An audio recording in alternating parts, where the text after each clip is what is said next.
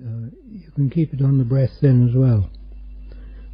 But if you find that it interferes with the walking, the rhythm of walking, you may prefer to go on to another practice. For example, in walking, you can look at your walking. You can look at the way the legs move, the way your feet move. Try and see it. But if you prefer, you can still go on with the breathing practice while doing the walking as well. There's two ways of doing it. One, you can change to a different practice for the walking practice. The other, you keep your usual practice going. If you're trying to keep it going the whole time, it's better if you try and keep it going while you're walking too. Now, I would suggest when walking that you walk at a fairly normal pace. It can be a bit faster than usual or a bit slower, but don't do the very slow walking. The reason is that you want to get the walking practice as a habit, that wherever you're walking it drops into that mode. If you do it very slowly, you can't suddenly drop into that mode of practice when you're walking down the street. If you did, it'd look very peculiar.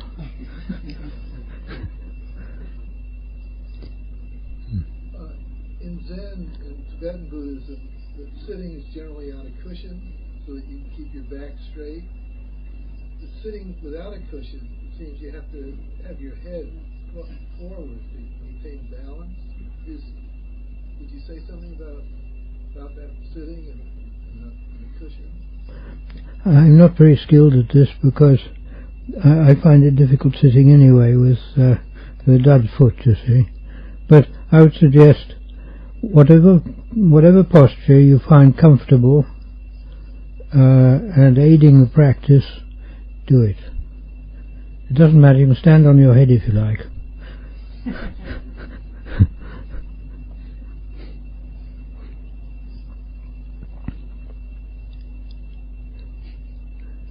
Some people think you must do the lotus posture, and they almost break their bones doing it.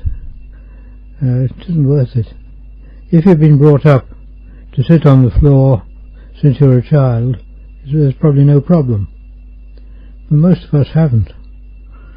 We've sat in chairs, and if you can't reasonably sit on the ground, right, use a chair, it doesn't matter.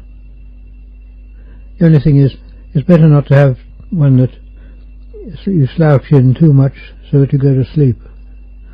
That's all. Do you have any advice on right speech? Yes, right speech is quite complex, because speech is complex. And right speech is often not speaking at all. But when you must speak, one should be mindful and careful what one says, and to try and see the other person's viewpoint and see what effect it's going to have on the other person. Another way of right speech is it's for the bhikkhus. If you say to a lay person that if you want a bit of a branch of a tree cut, right speech is to say, I want this cut, and you leave it to him whether he does it or not. You don't say, please cut this. And that's the difference between right and wrong speech there. And one must be careful in this sort of thing. And being careful like this and practicing right speech is all an aid in being mindful. It all helps. Right speech covers everybody, of course, because it's in the five sila as well as the Patimokha and so on. And the trouble with speech is it slips out so easily. And one says something, sometimes then one wishes one hadn't said it. So the thing is to be careful and think of it beforehand. And nimitta. Samadhi, silence concentration. Not much really. In samadhi the nimittas are likely to arise. If one was training for samadhi with the parikamma, the best thing is not to take any notice of nimittas. Look on everything except the parikamma as being a distraction. And if the nimittas come, all right, they come, but don't get interested and caught up in them. When one has got enough experience, one might be able to use them, but don't try too early. Would you say that the same holds true with anapanasati, using the breath and consider everything else a distraction? Yes, definitely. Even nimittas? Yes. Also, if you're doing the practice of anapanasati or any other practice like that, that's what you should be doing. And whatever comes up to take you away from that, one should look as an obstacle. Look on as an obstacle. It's after all, whether it's a thought or whether it's a nimitta, it's a distraction. It's pulling the mind away. And nimittas come up and one easily gets caught in them because one says, oh, what's this? Like one's got some tasty bit there. And you think you might be able to get psychic powers or something of that sort, or to know the lottery number, or whatever it is. And people get interested very easily in them. And because they get interested easily, they get pulled away from the practice. And the thing is that one must see all these things as being distractions. One can even say that if the kilesas find that your practice is going too well, they can push up nimittas. They'll push up whatever they can to distract the chitta. Could you say specifically what you mean by nimitta? Nimitta means any really it's the full meaning is any sensory object which arises in consciousness. It has a clarity which is far beyond dreams, and it can be most of them are visual, and it can be very, very clear and looking just like the real thing, whatever it is. But you also get sound nimittas, voices telling you to do things. Mostly if you take no notice of them. And you can get smell, you can get taste, you can get feeling. All of these can be nimittas. And in the practice, all of them can be distractions as well. Nimittas arise from various causes, and it's often very difficult to find what the causes of them are. Sometimes one gets a nimitta coming up, you see something, you have no idea what it was at all. Some object. I mean, if you get a broken bit of porcelain, and that comes up as a nimitta just seen from one angle, You think, what on earth's that?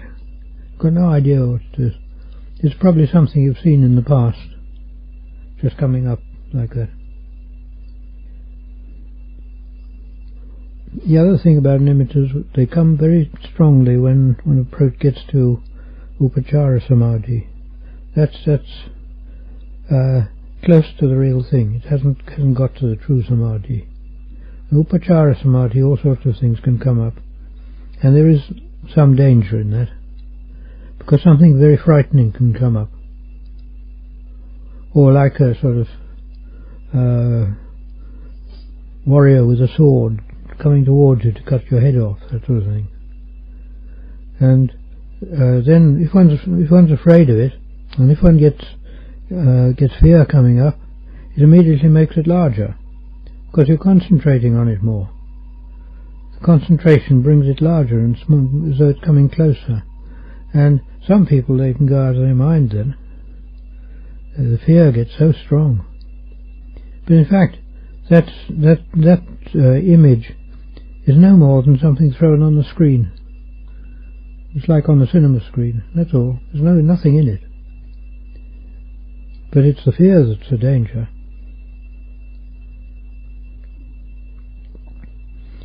Because of that, it's generally best to avoid states where a lot of nimittas start coming up.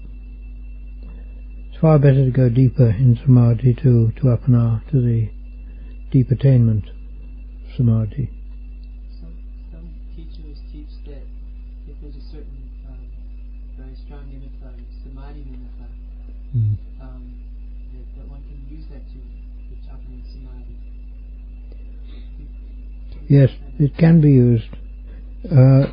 I'm not very skilled in this, but as far as my understanding goes, the nimitta samadhi will come up after you've gotten into a state of calm, and when the parikama has dropped away.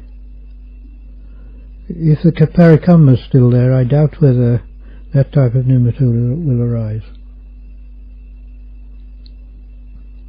Some other teachers in court talk about using like an asubha nimitta, where they can use it for investigation, say of a corpse or something of that matter.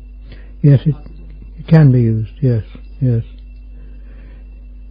The only thing is, if you're doing a practice on anapanasati, one has to be careful. One's breaking one's practice if you go on to that.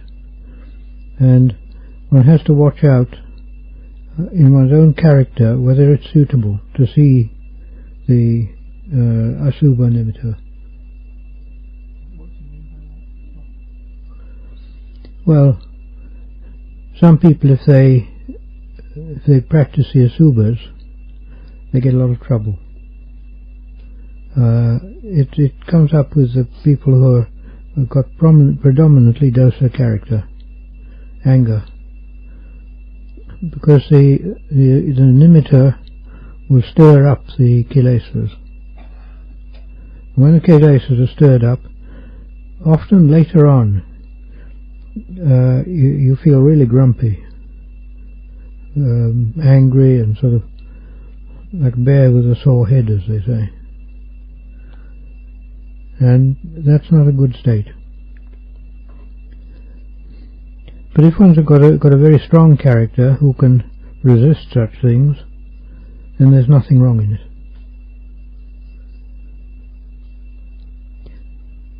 I mean, Tanachan Mahabua, he had his character is very strong, and he had nimittas coming up like that, and he could sort of ride them. He wasn't caught by them at all. Ajahn, just now you differentiated between Upachara Samadhi and real Samadhi, and last night you were talking about jhana is not necessary for the initial stage of Imagery, but Samadhi is. Yeah. Could you define those terms as you understand it? In samadhi and jhana you have the 5 states coming up. Vitakka, vichara, piti, sukha, ekaggata. These are the 5 factors which arise. They arise progressively in the state of both samadhi and jhana, and jhana, because they arise in both. If a person's practicing samadhi, and it's their nature and their character to slip into jhana, it'll slip into that automatically.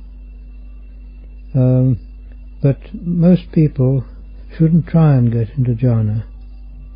They should try for samadhi. And the samadhi means that one does the practice like anapana, and most people who do that will be quite a long time before the chitta really gets calm.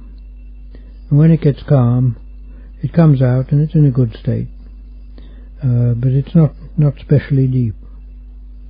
With jhana, it can go very, very deep and very far. And the state of jhana is one which, as Tanachan has said, if a person hasn't got that experience, he doesn't like to talk about it, because nobody will understand it otherwise. People can't understand what jhana is. The only thing is to realize that this is a separate state which is in the character of some people. And if they do the practice in the normal way, and they tend towards jhana, it will go in that direction automatically. Whereas other people will develop samadhi. Samadhi is a state of calm, a state of concentration. And when there's calm and concentration, there's sukha. There's a state of joy or happiness. And these are good states. But they're not sort of very deep in the way the jhana is. One of the reasons why I asked about this was this. I think in some places there are particular types of concentration mentioned, which supposedly lead to the unconditioned. Like in the Samhita Nikaya, there's a sutta which mentions this sunyata samadhi, emptiness concentration, apinihita samadhi, undirected concentration, and the animita samadhi. You didn't come across teachings on this? I haven't, no. Because usually they're not defined really or explained in the sutta. Yeah.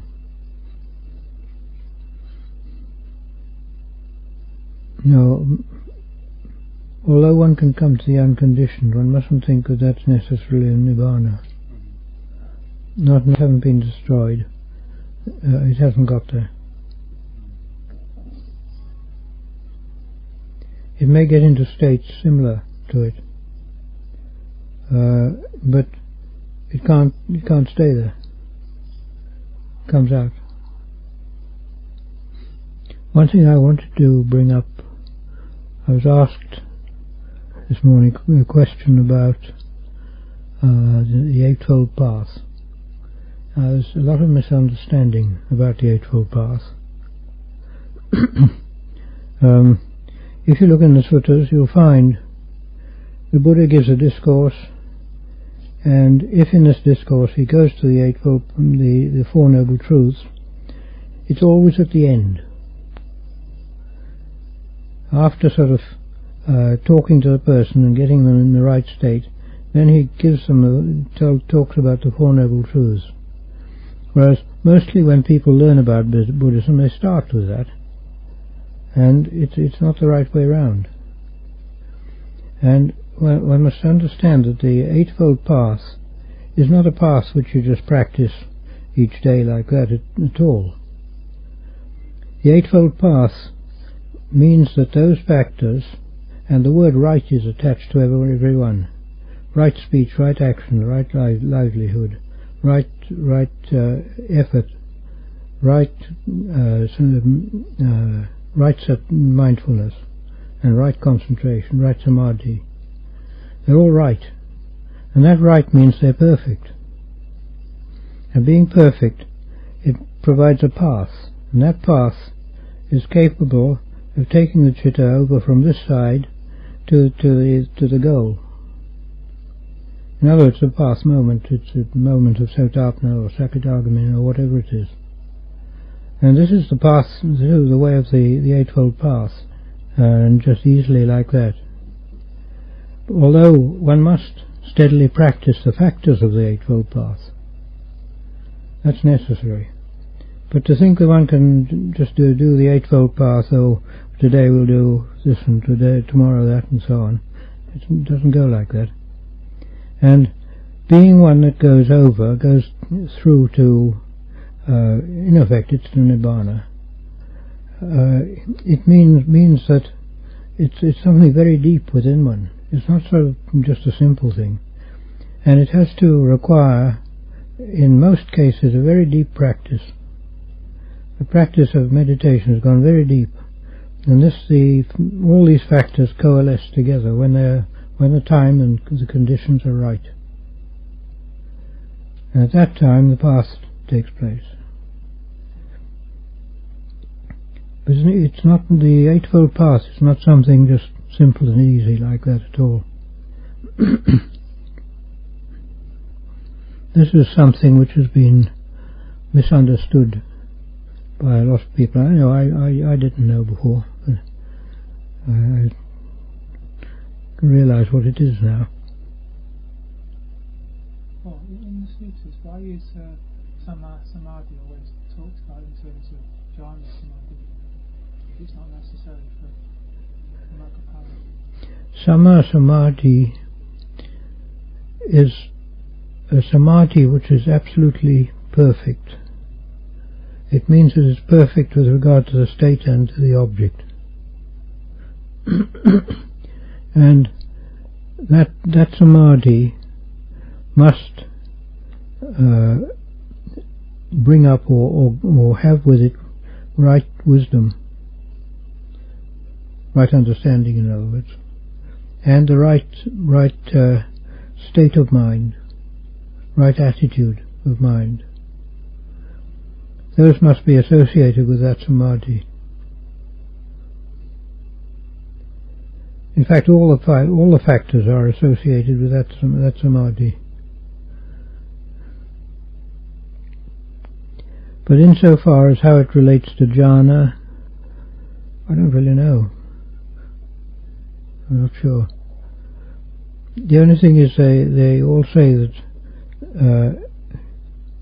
it isn't essential to use jhana, except for those people who have the conditioning of jhana in them from the past.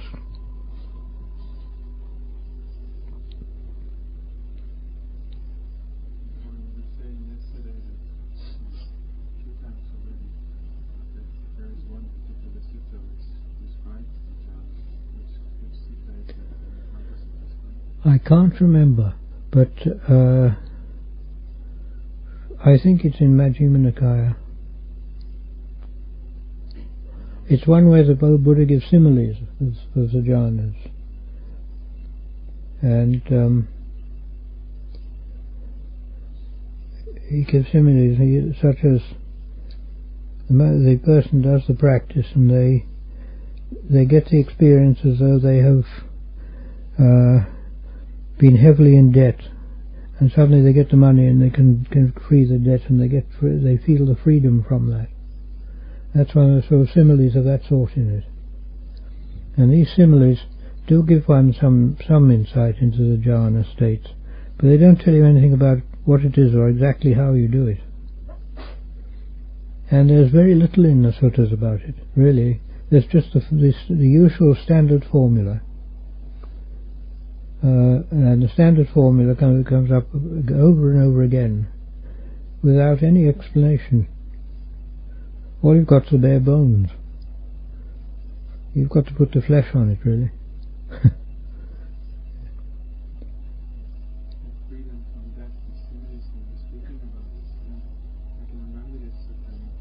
Yeah. it? I can't remember. Yes, yes. There's other particular similes for the jhanas. Yes, yes. That's the only one I know that gives some other meaning to the jhanas, other than the usual formula. There are similes for jhanas such as a lake with water welling up. Yes, that's in it. Wrapped Yes. head to toe and Yes. a white cloth. Yes. But it's not enough to tell you how to do that. That's the trouble. Are there instances of Ajahns filling out the details? Mostly not. They'll fill out the detail to somebody who has the capacity of jhana, or they'll tell them how to do it, and they'll tell them what to be careful of, and so on. But otherwise, they're not likely to give much of the detail to people who don't know what jhana is. It's like Ajahn says. He says he doesn't like all the talk about jhana. He says that if there's somebody who has the capacity of jhana and some of the experience, then he can talk to them, because they'll know what he's talking about. If you talk with other people, they won't know.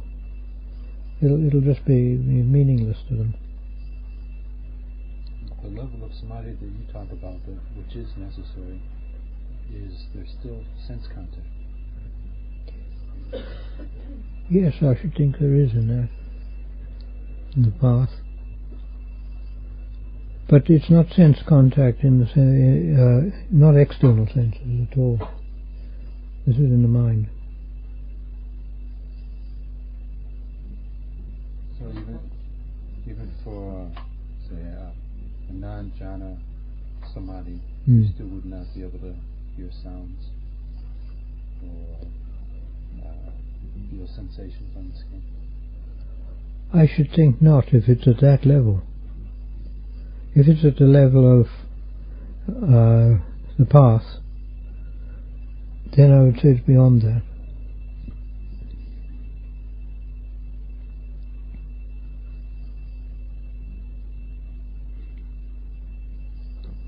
Mostly the experience seems to be that one does the practice, and then one's done the practice and done a lot of the training, and one day you do the practice and things all go right, and you drop into a state which all these factors may come together. It's quite automatic then. And often after that one won't really know what happened or what it was. All you know is you feel pretty good. Like that.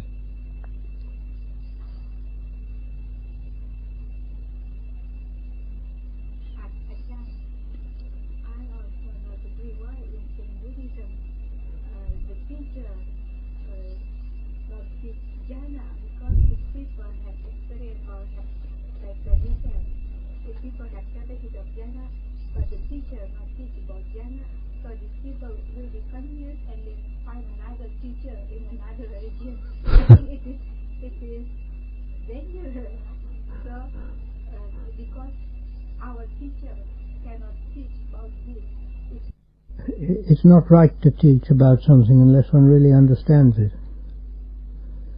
And if one doesn't fully understand about jhana, it's not right to teach it.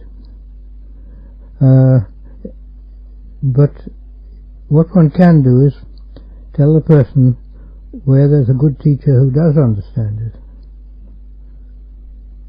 This can be done.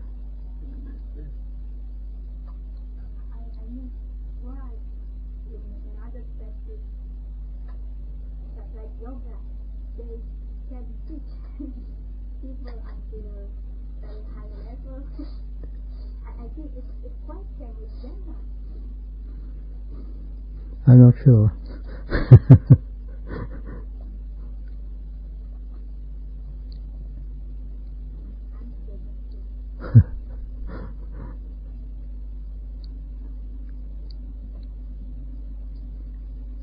you said, like in Buddhism, we cannot discuss about jhana with open, but in other religions, we can discuss about this with open.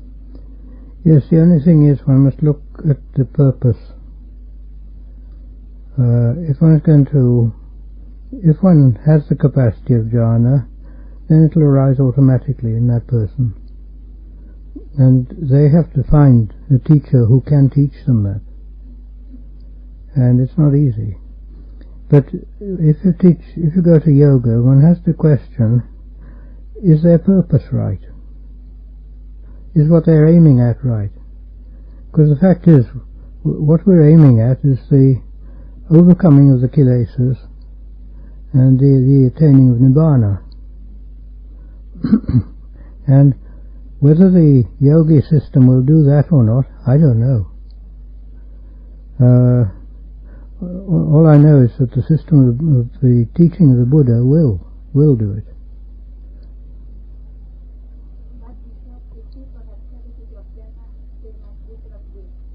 Yes.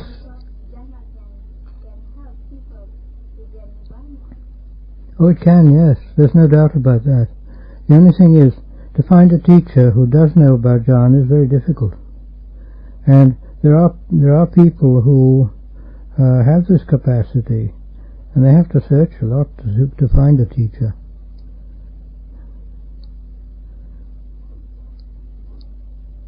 I mean, it's not a very common thing for people to have the capacity of jhana. Not nowadays, anyway.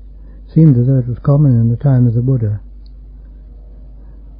And because of that, there are many teachers who have a lot of understanding, but they don't know much about jhana.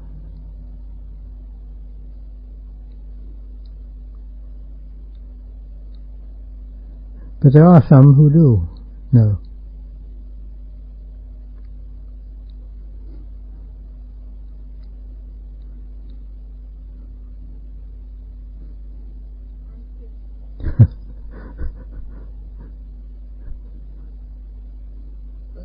Reading a book on the Four Noble Truths, and it said that Buddha did all the jhanas with his second teacher, but that still wasn't it. Yeah. And then Ananda knew all the sutras. Yeah. Apparently that wasn't it. Mm. What did Ananda do to attain enlightenment at the end to qualify for that first council? Well, Ananda had got everything just about right, it would seem. He'd helped the Buddha, he got the faith, he got the practice of samadhi, he'd learnt plenty of Pañña from the Buddha and from his own practice, and everything was about right. There was just one or two things holding him back, and because of that, I think it was Kassapa who told him what to do or taught him in some way, and he managed to get through. Sometimes it seems it can be like that. A person's on the edge, they don't know how to get over it. There was one sutta of a teacher who some of the bhikkhus came and asked him questions, and he taught them in a wonderful way, absolutely right. And they said, "Oh, you must be Arahant." And he said, "No, I'm not." He said, "It's like this. It's like there's a well, and there's water down the bottom, and I want that water, but I've got nothing to get it out with." And he said, "It's like that. He knew it's there. He knew what he had to do, but he couldn't sort of get the right way of doing it." Apparently later on he did find the right way, and he got through.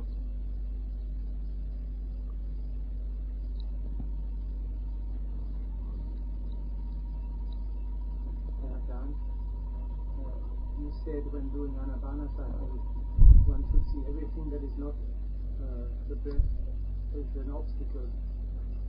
But what about the empty space between thoughts when there's nothing happening? Could one use this as meditation object? Or should one go back to the breath? No, it isn't really an object. It's just emptiness. There's this between the thoughts. Yes. Mm. If a thought has died away and another thought comes, one will see that thought is arising due to some circumstances. And if the thought's rising due to circumstances, the mindfulness should point out, so to speak, that that's a distraction.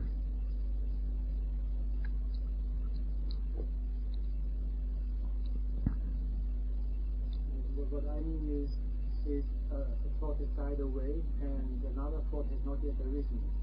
And there is also no sense impressions there, and maybe one is not aware of the body, but of course it's still there, but it seems very normal, but nothing is happening.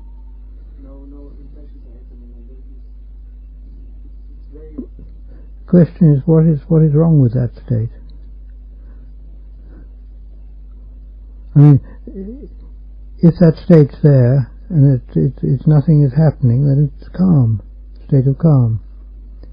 Why should one modify it? If one wants to modify it, one wants to do something, which means there's something wrong there. If it's a true state of calm, it's completely satisfactory. It's just calm like that. And if it's that, leave it. So why when it does not last? It's just I cannot maintain it. And for maybe a couple of seconds or so. That's the trouble. It's not the state that one wants. It's not the true state of calm, because if you're trying to maintain it, the trying is the wrong thing. It's wrong. It should be automatic. The state of calm isn't something that you can say, I'm going to do it. The I'm going to do it would break it up straight away. It's got to be something that arises when the conditions have been prepared. In other words, the practice sets up the conditions right for the state of calm. When they're right, the mind goes into a state of calm, and the parikamma just drops away automatically. It's a still state. And at first, anyway, one doesn't realize what's happened. It's just in that state of calm, and there's no special feeling or anything, and there's no thoughts. And then you come out of it and you sort of say, oh, where have I been? It's rather like that.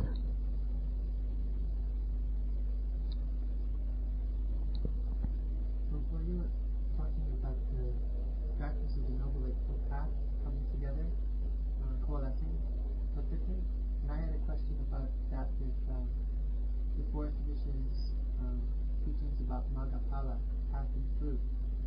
When the practice comes together perfectly in the path moment, how do the four sadhans teach about this? And then also with regards to the fruit, some teachers teach that, say, if one is a stream winner, that one can bring that fruit up again, realize the practice coalescing again. How do you understand this? Well, I'll tell you what Ajahn says about this.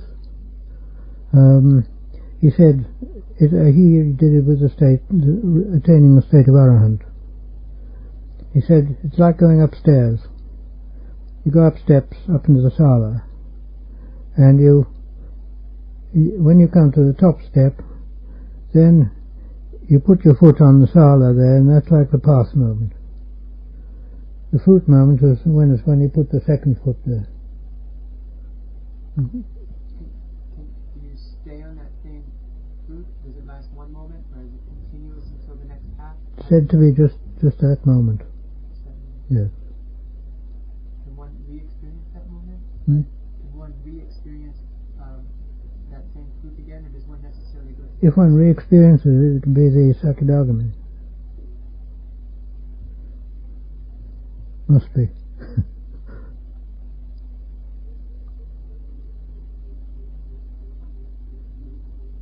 Can you give some advice about how to let go of the craving that arises as soon as your mind begins to become calm? Because it's something so pleasant that you always sometimes more craving. Mostly I would say there it requires practice of Asubha.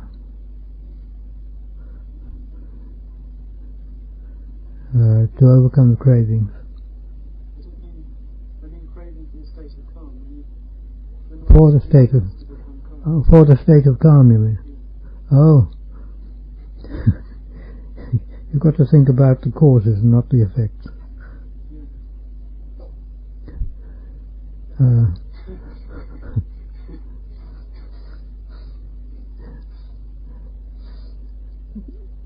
The only way is to realize those thoughts are distractions.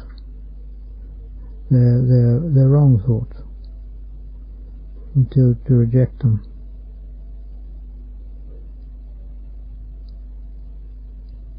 One has to realize that those thoughts come from the kilesas.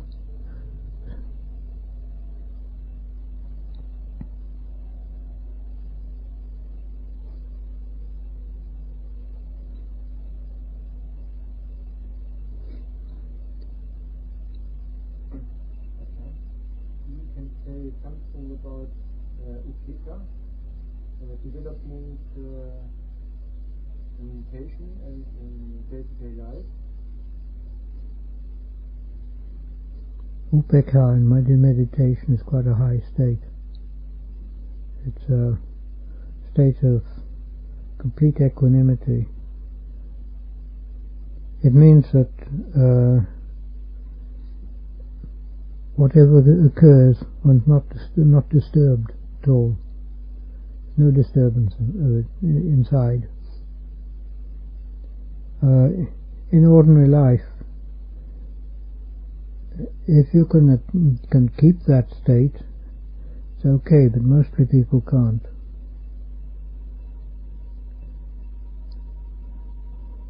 It's almost as though it's a withdrawing from the affairs of ordinary life.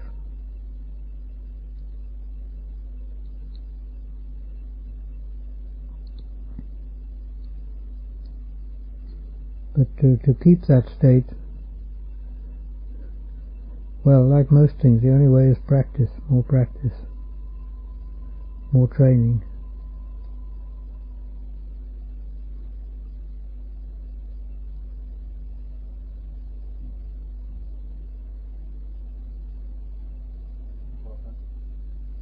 In the sutras, there's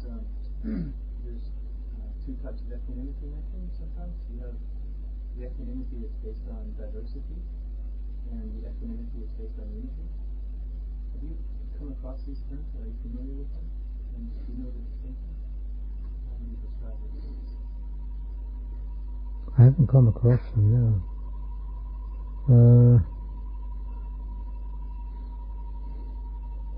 I don't know there because I don't know what the context is.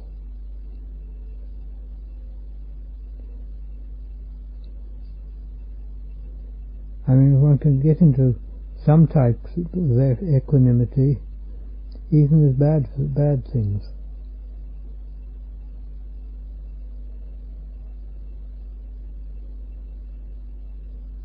But the equanimity there, it won't last very long, I think.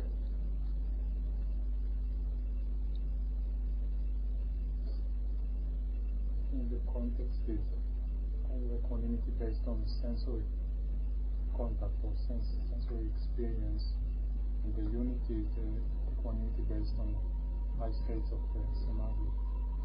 Yes, that distinction can be made. Although equanimity on ordinary sensory things is pretty rare and doesn't last very long.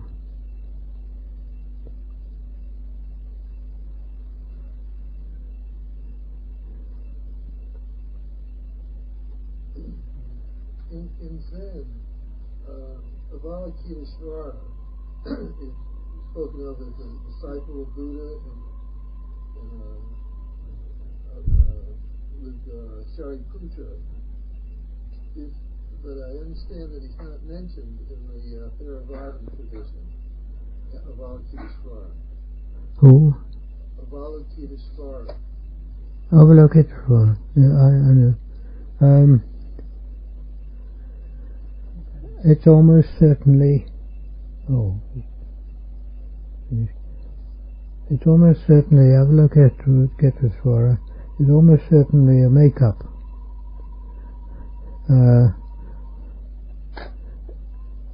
It's the the protector of the world.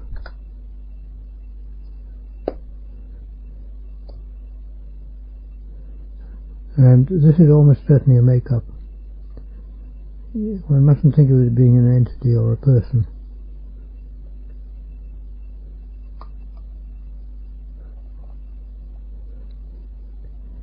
You get, in a Pali tradition, you get Lokeshvara, or Sanskrit, I'm not sure, Lokeshvara talked about, which is the same thing. It's the guardian of the world.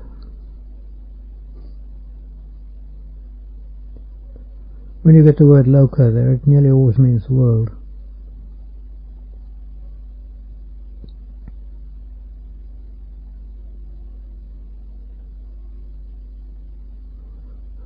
It's you can say it's a symbolic thing. It's all right, but it's symbols.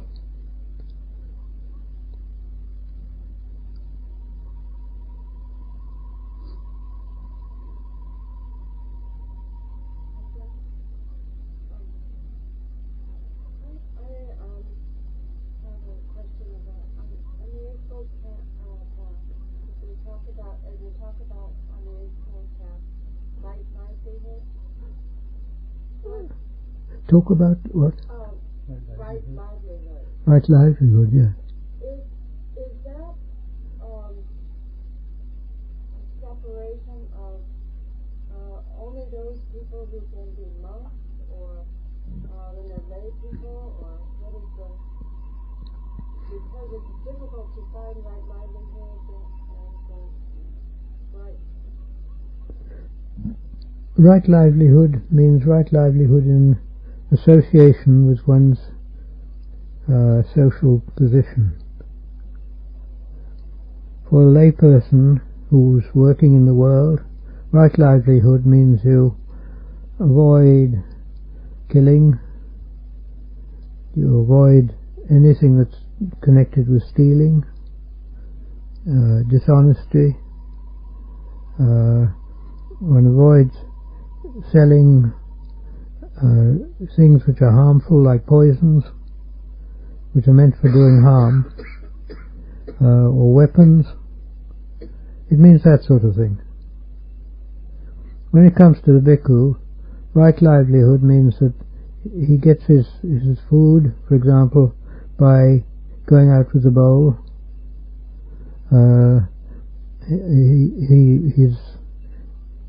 The purpose that he's become a bhikkhu is for the practice of Dhamma, and that's his right livelihood, doing that sort of thing. Possibly teaching, that's right livelihood too.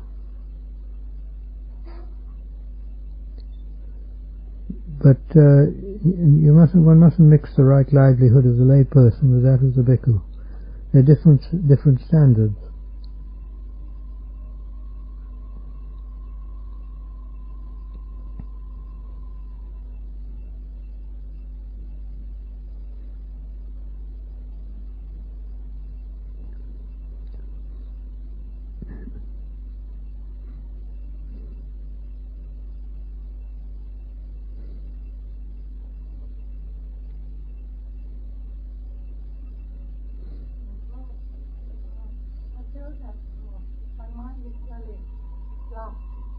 I feel that my mind is very loud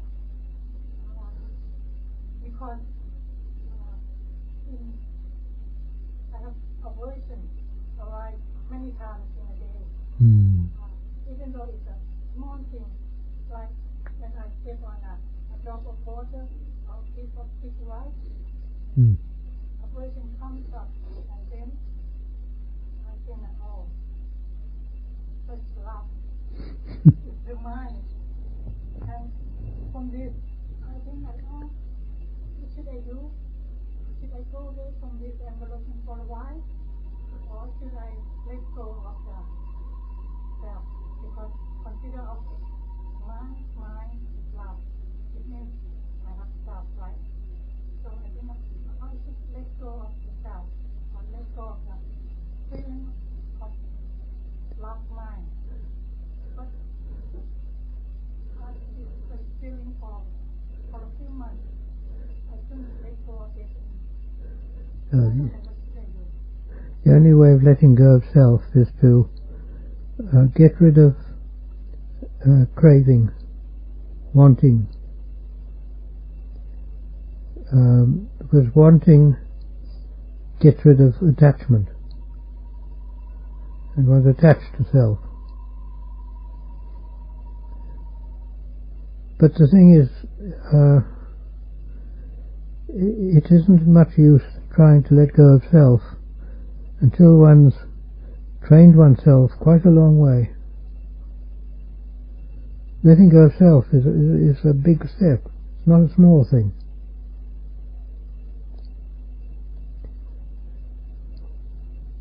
The way to deal with the anger that comes up, that's another matter. When you have anger coming up, one must realize that the cause of that is feeling. Feeling here. And that feeling is unpleasant. And one wants to correct it. So one has angry thoughts coming up. One's thinking is about anger, and about there's anger going to whatever it is. And if you tread on a lump of sticky rice, you may feel angry that somebody put a lump of sticky rice there. And then one blames that person. That blaming is the trouble. The feeling is the result of your past. Your past karma. But that feeling then gives rise to a reaction that takes place. The reaction is anger. Angry thoughts.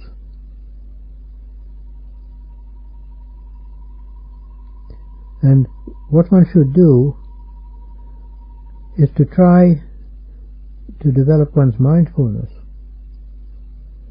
so that one can see when that feeling comes up.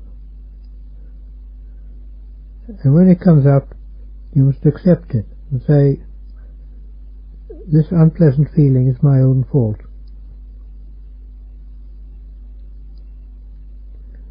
In other words, if you say it's your own fault, that it's oneself that's to blame, and not anyone else,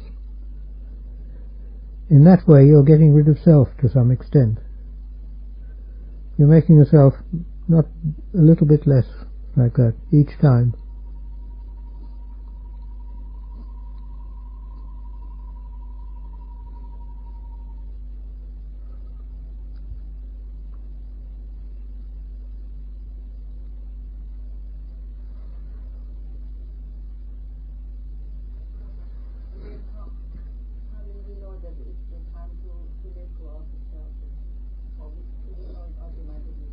Or it's automatic. You don't have to let go of it. In fact, one can't.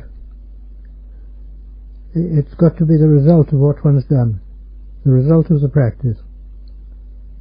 When the time comes, when it'll go, but don't expect it to happen too soon. It's not easy.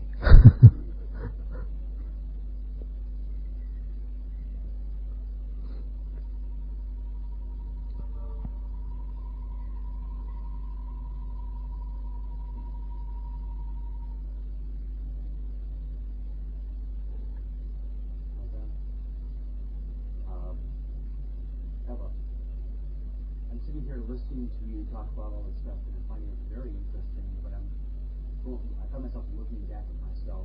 I'm a beginner here. I'm new to meditation, new to Buddhism. And I'm going,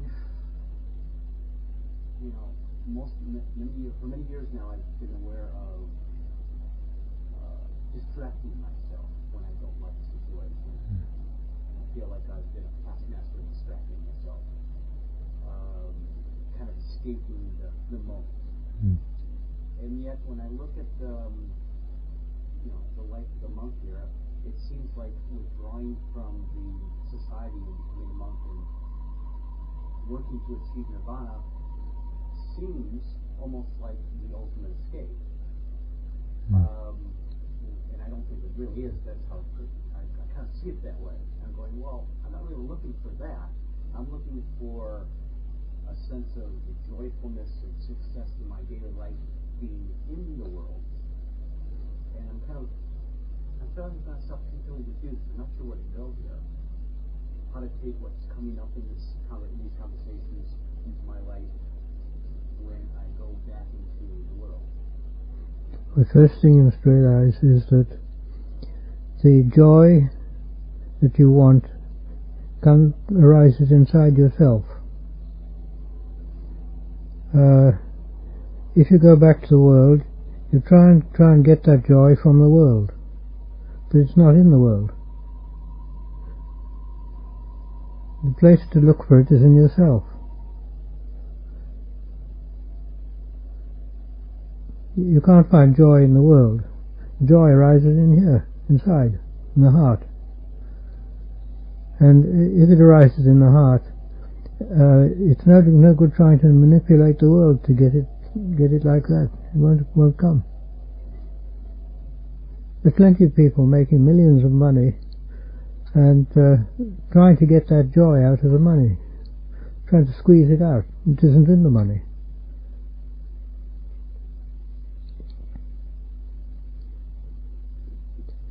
In fact, it goes the opposite way.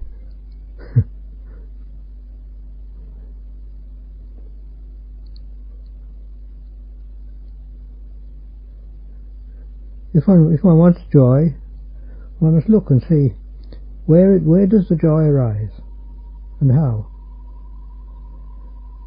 And you must look at the right causes for it. What is the cause of it? And if you do that, you get the right cause, then you'll get the joy. But if you don't get the right causes, then try forever, you won't get it.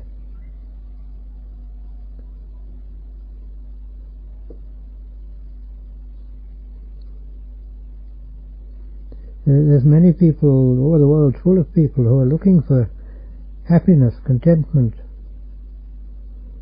and they're searching for it, and they're looking in all the wrong places, because they look outside in the world all the time.